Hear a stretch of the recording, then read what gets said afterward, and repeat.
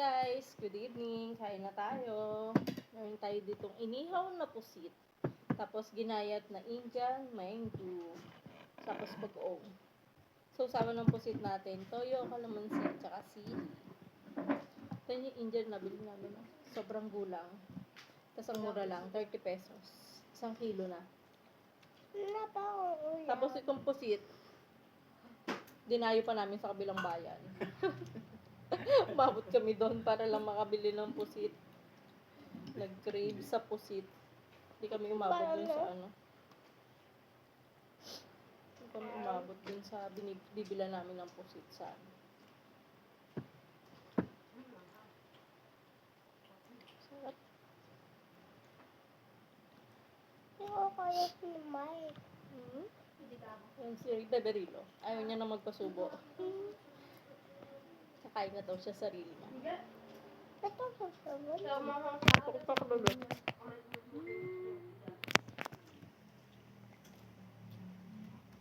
Kain na tayo.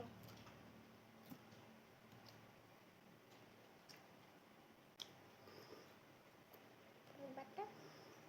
Ang mahimay. Gusto mahimay. Mahibay? Kagatin mo na lang. Malambot lang naman.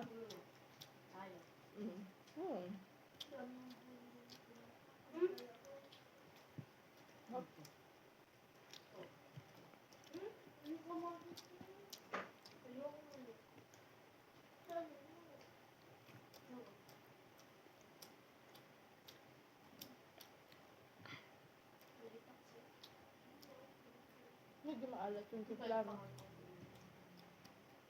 Sakto lang. Ewan ko, hindi mo makain. Kasi ulam ni Dada, mangga at bagoong.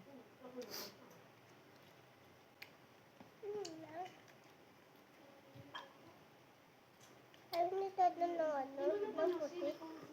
Cravings na kasi nung nakalaan yun. Yung Indian mango na hinog. Kaso wala kaming nakita.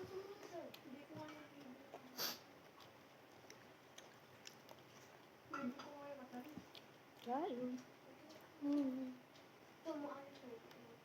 Sarap.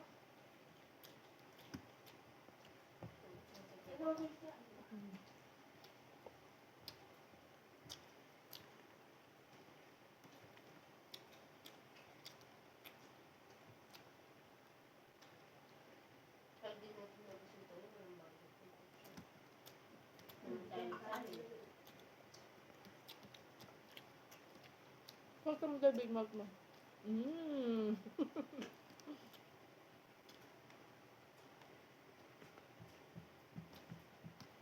Kain tayo. Huwag mo inggan. Tamis. Wala pa ako ng ano. Diba?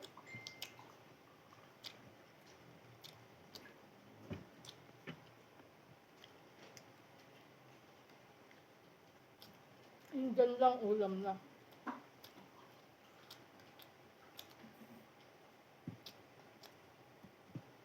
Kain na din po kayo.